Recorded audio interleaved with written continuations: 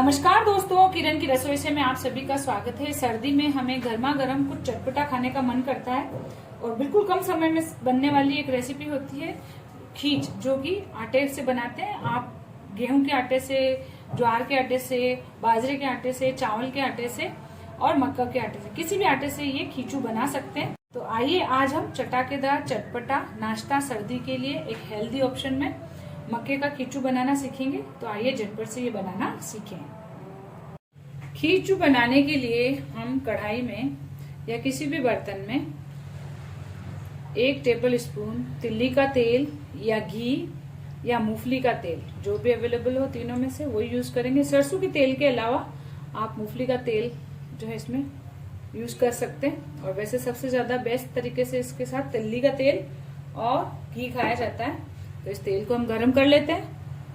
तो तेल हमारा गरम हो गया है, इसमें हम जीरा डालेंगे आधी टीस्पून ही हम साबुत धनिया डालेंगे। यानी खींच के अंदर हम शॉर्टली ये समझें कि ढोकले वाला टेस्ट भी आएगा। और थोड़ी सी 1/4 टीस्पून जितनी हम सौंफ डालेंगे और इसको हम एक बार हल्का सा भून लेंगे। इसी में 2 पिंच करीब हम हींग डालेंगे। 1 हरी मिर्ची कूट ली थी, बहुत तीखी हरी मिर्ची है, ये ऑप्शनल है, आप कम ज्यादा कर सकते हैं।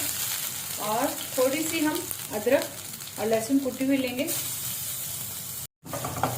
हल्का सा ही हमें इनको भुनना है, कोई कलर चेंज नहीं करना है। और अब इसमें हम 1/4 कप जितना मटर डाल देंगे। आप चाहें तो पालक मेथी भी डाल सकते हैं, कोई भी सब्जी डाल सकते हैं सर्दी की, और बिना मटर के भी आप बना सकते हैं। ये तो एक्स्ट्रा टेस्ट है, क्योंकि ढोकलों में भी हम बहुत बार मटर डालते ही हैं। अगर आपको नहीं पसंद है तो आप इसको कंपल्सरी रूप से न डालें। और 1 टीस्पून जितनी हम अजवाइन डालेंगे। अजवाइन जो है खींच का जो है जान होती है। तो इसको हम थोड़ा सा पका लेंगे। तो अब इसमें हम पानी डालेंगे। तो पानी हम 1.5 कप डालेंगे। तो 1.5 कप पानी, यानी कि जो आटा हम मक्के का ले रहे हैं उसका 1.5 गुना पानी हमें डालना है, ज्यादा पानी नहीं डालना है। और अब इस पानी में हम 1/4 टीस्पून बेकिंग सोडा या पापड़ खार, जो भी आपके पास हो वो डालें। हम पापड़ खार डाल रहे हैं 1/4 टीस्पून, क्योंकि जो पापड़ बनाए जाते हैं उसमें पापड़ खार डाला जाता है, तो वो आटा बहुत ही टेस्टी लगता है। तो खींच या ढोकलों में भी हम पापड़ खार यूज करते हैं। और स्वादानुसार ही हम इसमें थोड़ा 1/4 टीस्पून ही नमक डाल देंगे, क्योंकि पापड़ खार काफी तीखा टेस्ट देता है नमक का। इसलिए ऐसा नहीं कि नमक आप बहुत ज्यादा डाल दें, नमक आप कम ही डालें, टेस्ट कर लेंगे। क्योंकि जैसे ये पकता है उसके बाद इसमें खारेपन का टेस्ट भी आता है। और थोड़ा सा हम हरा धनिया डाल देंगे इसमें। और इस पानी को ढक करके एक तेज उबाला आने देंगे। तो देखिए पानी में तेज उबाला आ रहा है, पापड़ खार हमने डाला है। तो जितना अच्छा उबलेगा उतना अच्छा हमारा वो पापड़ खार पक करके एक खुशबू देगा, जो हमारे खींच को एक यूनिक टेस्ट देता है, खुशबू देता है। तो अब हम हटाते हैं ढक्कन और आंच को हम कम कर देते हैं। और इसमें हम चिली फ्लेक्स या थोड़ी सी पीसी हुई लाल मिर्च भी डाल सकते हैं। तो मैं इसमें 2 चुटकी डाल रही हूँ लाल मिर्च। चिली फ्लेक्स भी डालते हैं और वैसे हरी मिर्ची डाली, और आप चाहें तो डालें, ऑप्शनल है बिल्कुल। जो लोग ज्यादा तीखा खाते हैं वो लाल मिर्च भी डाल सकते हैं। और अब इसमें हम मक्के का आटा लेंगे। तो 1 कप हमने मक्के का आटा लिया, 1.5 कप हमने पानी लिया है। बाकी आप स्वादानुसार मसाला आप कुछ भी ले सकते हैं। और आटा जो है हम नॉर्मल जो रोटी बनाते हैं वो वाला आटा नहीं है, थोड़ा सा दरदरा आटा है। और दरदरे आटे से ही हमारा जो खींच जो है वो बहुत अच्छा बनकर के तैयार होता है। तो आंच हमने बिल्कुल कम कर दी है और हम लकड़ी की चम्मच की सहायता से इसको हिलाएंगे ताकि चिपकेगा नहीं है। तो इसको हम जल्दी से मिक्स कर लेते हैं इस तरीके से। और तेल की चिकनाहट है तो ये नीचे चिपकेगा भी नहीं, क्योंकि हम वैसे भी इसको तेल के साथ खाते हैं। तो इसको हम अच्छे से मिक्स कर लेते हैं। आंच अभी हमने कम कर रखी है। हम इसको कुकर में भी बना सकते हैं, लेकिन आज जो मैं तरीका बता रही हूँ इसमें आप देखेंगे 10 मिनट में आपका खीर जो है पक करके तैयार हो जाएगा। तो ये अच्छे से मिक्स हो गया हमारा आटा।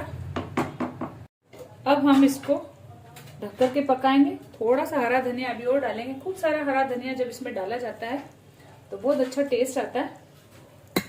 तो ये डाल दिया धनिया मैंने थोड़ा और। इसको भी हम अच्छे से मिक्स करेंगे और इसको हम डायरेक्ट आंच पर नहीं पकाएंगे। डायरेक्ट आंच पे पकाने से क्या होगा, हमारा जो खींच है वो नीचे चिपकेगा और एक्स्ट्रा जो चम्मच पे है उससे भी हम हटा देंगे। और साइडों में भी अगर कुछ लग रहा होगा उसे हम सेंटर में ला करके रखेंगे और अब इसे हम ढकेंगे, लेकिन इसे हम डायरेक्ट आंच पर नहीं रखेंगे। इसके लिए हम क्या करेंगे, रोटी का जो तवा है उसे रखेंगे गैस पर। रोटी का तवा मैंने गर्म होने चढ़ा दिया है और इसी पर हम कम आंच पर इस खींच को रख करके पकाएंगे, ताकि डायरेक्ट हीट जो है हमारे खींच को ना लगे और धीमी धीमी जो स्टीम ऊपर से लगेगी, नीचे से भी आंच लगेगी। तो 10 मिनट हम इसको पका करके तैयार कर लेंगे। आप चाहें तो 10 से 15 मिनट, 20 मिनट भी रख सकते हैं और 10 मिनट में खूब अच्छी खुशबू आने लग जाती है। तो जब ये खुशबू आने लगेगी तब आप देखेंगे कि ये हमारा खींच पक चुका है। तो इसको 10 मिनट बाद हम चेक करेंगे। तो 10 मिनट हो गए हैं हमारे इसको और बहुत बढ़िया खुशबू आ रही है। गैस मैंने बंद कर दिया और ये देखिए बिल्कुल भी चिपका नहीं है, क्योंकि हमने पूरा 1 टेबल स्पून जो तेल डाला है इसकी वजह से ये चिपकता नहीं है। देखिए, और नीचे भी डायरेक्ट हीट नहीं लग रही। तो हमारा जो एक खींचू है ये पक करके तैयार है। अब इसको हम सर्व करेंगे। तो देखिए हमारा टेस्टी खुशबूदार खींचू बन करके तैयार है। राजस्थानी स्टाइल में बहुत ही टेस्टी लगता है ये। और ये देखिए, ये जो चिपका नहीं है, इसकी वजह एक ये भी है कि हमने जो आटा है एकदम से चिकना बारीक वाला आटा यूज नहीं किया। थोड़ा मोटा दरदरा सा आटा यूज करने से जो है ये खींच जो है कम चिपकता है और खाने में भी काफी अच्छा लगता है ये। और अब इस पर हम हरा धनिया डालेंगे। हरा धनिया बहुत अच्छा लगता है। हरे धनिया की चटनी भी बहुत अच्छी लगती है इस पर।